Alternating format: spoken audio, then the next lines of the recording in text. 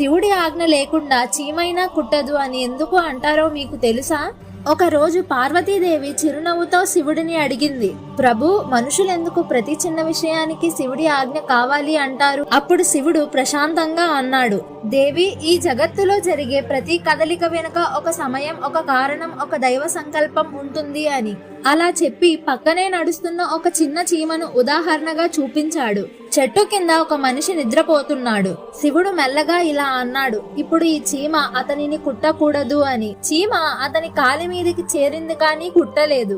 పార్వతీదేవి ఆశ్చర్యంతో చూస్తుండగానే శివుడు మరో మాట అన్నాడు, ఇప్పుడు ఆ చీమ అతనిని కుట్టవచ్చు అని. అదే క్షణంలో చీమ కుట్టింది. అప్పుడు శివుడు మృదువుగా చెప్పాడు, పార్వతి, ఈ లోకం మొత్తం ఒకే శక్తితో నడుస్తోంది. ఆ శక్తి అనుమతి లేకుండా గాలి కదలదు, ఆకు రాలదు, చీమైనా కుట్టదు అని. అందుకే భక్తులు నమ్మకంగా అంటారు,